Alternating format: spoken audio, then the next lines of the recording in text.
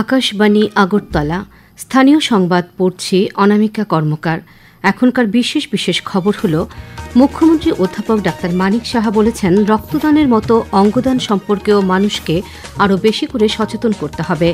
রাজ্যপাল ইন্দ্রসেনা রেড্ডি নাল্লুর সঙ্গে আজ ভারতে নিযুক্ত বাংলাদেশের হাইকমিশনার মোহাম্মদ রিয়াজ হামিদুল্লাহ সাক্ষাৎ করেন।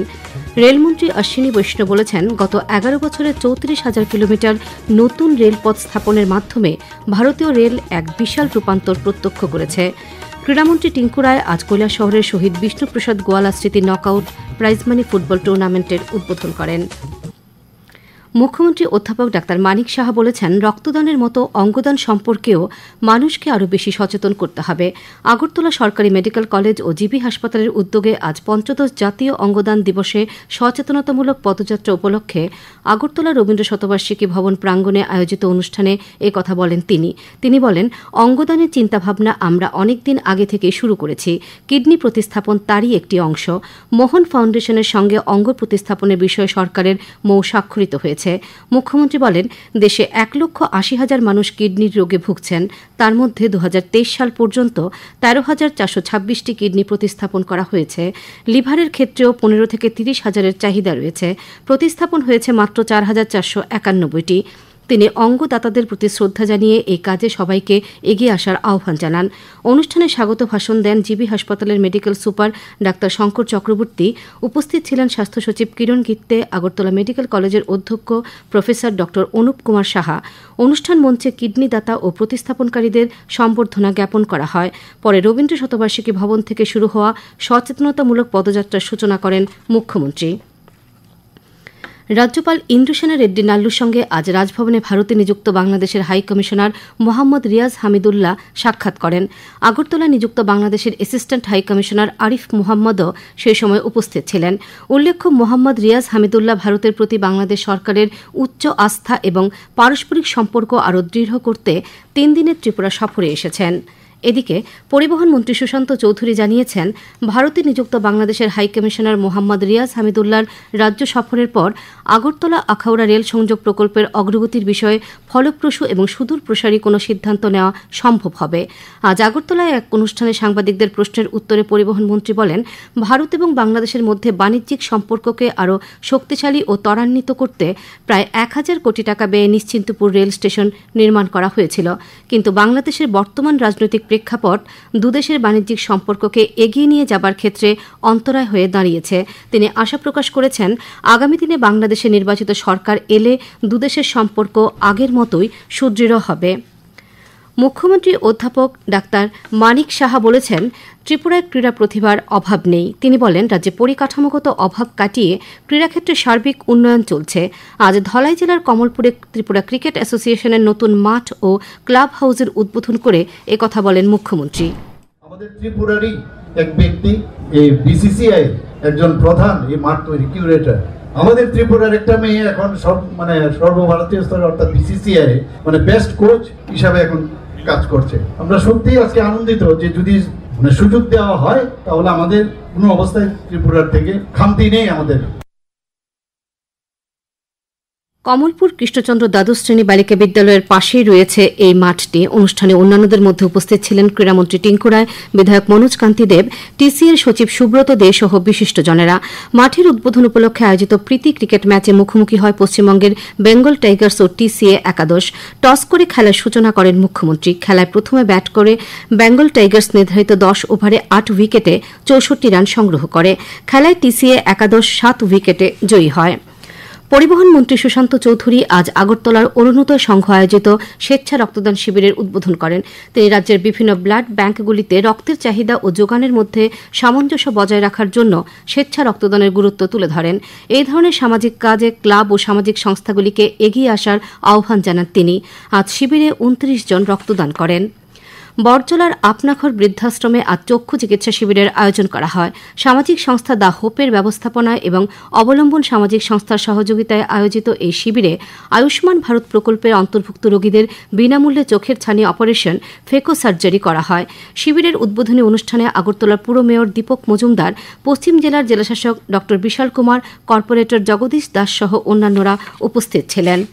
আপনারা খবর শুনছেন আকাশবাণীর আগরতলা কেন্দ্র থেকে। আকাশবাণীর সংবাদের আপডেট পেতে লগ ইন করুন www.newsonair.com এবং নিউজ অন এআইআর অ্যাপ এবং টুইটার ও ফেসবুক প্ল্যাটফর্মে। এআইআর নিউজ অ্যালার্টসে ইউটিউবে লক্ষ্য করুন নিউজ অন এআইআর অফিসিয়ালে। এছাড়াও আকাশবাণী আগরতলা সংবাদ আপডেট পেতে দেখুন টুইটার বা এক্স হ্যান্ডেলে আকাশবাণী নিউজ আগরতলা, ফেসবুকে এআইআর নিউজ আগরতলা এবং ইউটিউবে আকাশবাণী নিউজ আগরতলা।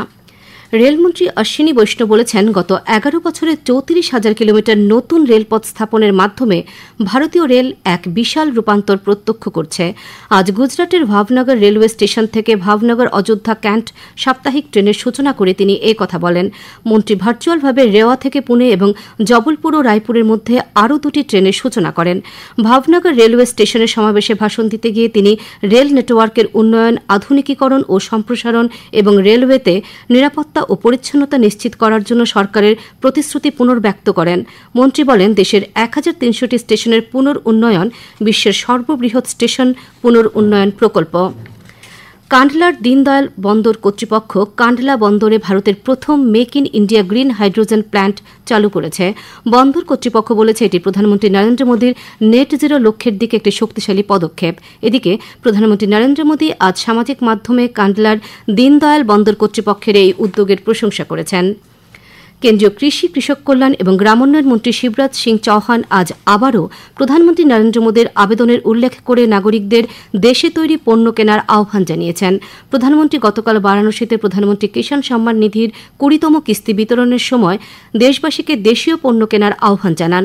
অর্থনীতিকে শক্তিশালী করার জন্য সরকারের প্রতিশ্রুতি পুনর্ব্যক্ত করে কেন্দ্রীয় কৃষিমন্ত্রী আজ প্রধানমন্ত্রীর আবেদন পুনর্ব্যক্ত করেছেন এবং একটি সরকারি বিবৃতিতে বলেন, আমাদের দেশের জন্য বাঁচতে হবে। তিনি বলেন, 144 কোটি জনসংখ্যার এই দেশ একটি বিশাল বাজার। যদি আমরা আমাদের দেশে তৈরি জিনিসপত্র কিনতে এবং ব্যবহার করতে সংকল্প করি, তাহলে আমাদের কৃষক, আমাদের ক্ষুদ্র উৎপাদনকারী, স্বনির্ভর গোষ্ঠী এবং স্থানীয় কারিগর সকলেরই আয় বৃদ্ধি হবে। উত্তরপ্রদেশের গোন্ডায় দুর্ঘটনায় প্রাণহানির ঘটনায় প্রধানমন্ত্রী নরেন্দ্র মোদী দুঃখ প্রকাশ করেছেন। সামাজিক মাধ্যমে তিনি নিহতদের আত্মীয় পরিজনদের প্রতি সমবেদনা জানিয়েছেন। তিনি আহতদের দ্রুত আরোগ্য কামনা করেন। প্রধানমন্ত্রী বলেন, নিহতদের প্রত্যেকের নিকট আত্মীয়কে প্রধানমন্ত্রীর জাতীয় ত্রাণ তহবিল থেকে 2 লক্ষ টাকা করে ক্ষতিপূরণ দেওয়া হবে। আহতদের 50,000 টাকা করে দেওয়া হবে বলেও তিনি জানান। উল্লেখ্য, আজ গোন্ডায় একটি বোলেরো গাড়ি নিয়ন্ত্রণ হারিয়ে খালে পড়ে গেলে গাড়ির 11 জন যাত্রী প্রাণ হারান। প্রধানমন্ত্রী নরেন্দ্র মোদীর 11 বছরের কাজকর্ম নিয়ে জনসংযোগ কর্মসূচি হাতে নিয়েছে প্রদেশ বিজেপি। আজ প্রতাপগড় মণ্ডলের 42 নম্বর ওয়ার্ডের অন্তর্গত 23 নম্বর বুথে জনসংযোগ কর্মসূচিতে বিজেপি সদর শহর জেলার সভাপতি অসীম ভট্টাচার্য অংশ নেন। তিনি এলাকার মানুষের সামনে দেখা করে নরেন্দ্র মোদীর 11 বছরের জনকল্যাণের বিভিন্ন কাজের খতিয়ান তুলে ধরেন এবং তাদের হাতে এই সংক্রান্ত লিফলেট বা ক্রোড়পত্র তুলে দেন। ভারতের গণতান্ত্রিক যুব ফেডারেশনের ত্রিপুরা রাজ্য কমিটির প্রাক্তন সহসভাপতি তপন চক্রবর্তীর স্মরণে ডিওয়াইএফআই এবং টিওয়াইএফআই এর যৌথ উদ্যোগে আজ সিপিআইএম খোয়াই বিভাগীয় কমিটির কার্যালয়ে এক রক্তদান শিবিরের আয়োজন করা হয়। শিবিরে উপস্থিত ছিলেন রাজ্যের প্রাক্তন মুখ্যমন্ত্রী মানিক সরকার, বিধায়ক নির্মল বিশ্বাস, ডিওয়াইএফআই এর রাজ্য কমিটির সভাপতি পলাশ ভৌমিক সহ অন্যান্য নেতৃবৃন্দ। রক্তদান শিবির উপলক্ষে আয়োজিত আলোচনা সভায় নেতৃবৃন্দ রক্তদানের গুরুত্ব নিয়ে বক্তব্য রাখেন। দেশের 80তম স্বাধীনতা দিবস উপলক্ষে আজ জোলাইবাড়ি ব্লকের রামরাইবাড়ি হাইস্কুলের ছাত্রছাত্রীরা রামরাইবাড়ি বাজার এলাকায় জাতীয় পতাকা হাতে নিয়ে শোভাযাত্রা সংগঠিত করে। স্কুলের প্রধান শিক্ষক অরুণ সরকার সহ স্কুলের শিক্ষক শিক্ষিকারাও শোভাযাত্রায় অংশ নেন। হিন্দু জাগরণ মঞ্চের গোমতী জেলা কমিটির উদ্যোগে আজ উদয়পুরে এক মেগা রক্তদান শিবিরের আয়োজন করা হয়। উদয়পুর কেবিআই স্কুলে আয়োজিত এই শিবিরে মোট 40 জন স্বেচ্ছায় রক্তদান করে। যুব বিষয়ক ও ক্রীড়া মন্ত্রী টিঙ্কু রায় আজ বিকেলে কৈলাসহরের মনুভ্যালি স্কুল মাঠে আয়োজিত শহীদ বিষ্ণুপ্রসাদ গোয়ালা স্মৃতি নকআউট প্রাইজমানি ফুটবল টুর্নামেন্টের আনুষ্ঠানিক উদ্বোধন করেন। উল্লেখ্য, সিআরপিএফে কর্মরত অবস্থায় জঙ্গিদের গুলিতে শহীদ হয়েছিলেন কৈলাসহরের বিষ্ণুপ্রসাদ গোয়ালা। উদ্বোধকের ভাষণে ক্রীড়ামন্ত্রী বলেন, বর্তমান সরকারের সময়ে খেলাধুলার উন্নয়ন হচ্ছে, রাজ্যের ক্রীড়া পরিকাঠামোগত বিকাশ হচ্ছে। যুব সমাজকে মাঠমুখী করতেও নেশামুক্ত সমাজ গঠনে সরকার কাজ করছে। এই টুর্নামেন্টে 16টি দল অংশ নিচ্ছে। প্রাইজ মানি হিসেবে চ্যাম্পিয়ন দল 75,000 টাকা ও রানার্স দল পাবে 50,000 টাকা। অনুষ্ঠানে আজ খেলোয়াড়দের জার্সি ও ফুটবল প্রদান করা হয়। অনুষ্ঠিত হয় সাংস্কৃতিক অনুষ্ঠানও। উদ্বোধনী দিনে আজ প্রদর্শনীমূলক মহিলা ফুটবল ম্যাচ অনুষ্ঠিত হয়। আবহাওয়ার খবর। আগামী 24 ঘণ্টায় পশ্চিম জেলা খোয়াই ও সিপাহীজলাতে বজ্রবিদ্যুৎ সহ ভারী বৃষ্টিপাতের সতর্কতা জারি করেছে আবহাওয়া দপ্তর। আগামীকাল দিনে সর্বোচ্চ তাপমাত্রা 33 ডিগ্রি সেলসিয়াস এবং সর্বনিম্ন 27 ডিগ্রি সেলসিয়াসের কাছাকাছি থাকতে পারে। আজ দিনের সর্বোচ্চ তাপমাত্রা ছিল 32.8 ডিগ্রি সেলসিয়াস এবং সর্বনিম্ন 26 ডিগ্রি সেলসিয়াস। বিকাল 5:30 পর্যন্ত বৃষ্টি হয়েছে 26.8 মিলিমিটার। শেষ করার আগে বিশেষ খবর আরেকবার। মুখ্যমন্ত্রী অধ্যাপক ডাক্তার মানিক সাহা বলেছেন, রক্তদানের মতো অঙ্গদান সম্পর্কেও মানুষকে আরও বেশি করে সচেতন করতে হবে। রাজ্যপাল ইন্দ্রসেনা রেড্ডি নাল্লুর সঙ্গে আজ ভারতে নিযুক্ত বাংলাদেশের হাই কমিশনার মোহাম্মদ রিয়াজ হামিদুল্লাহ সাক্ষাৎ করেন। রেলমন্ত্রী অশ্বিনী বৈষ্ণব বলেছেন, গত 11 বছরে 34,000 কিলোমিটার নতুন রেলপথ স্থাপনের মাধ্যমে ভারতীয় রেল এক বিশাল রূপান্তর প্রত্যক্ষ করেছে। ক্রীড়ামন্ত্রী টিঙ্কু রায় আজ কৈলাসশহরে শহীদ বিষ্ণুপ্রসাদ গোয়ালা স্মৃতি নকআউট প্রাইজমানি ফুটবল টুর্নামেন্টের উদ্বোধন করেন। স্থানীয় সংবাদ আজকের মতো এখানেই শেষ হল। পরবর্তী বাংলা স্থানীয় সংবাদ প্রচারিত হবে আগামীকাল সকাল 7:35 মিনিটে।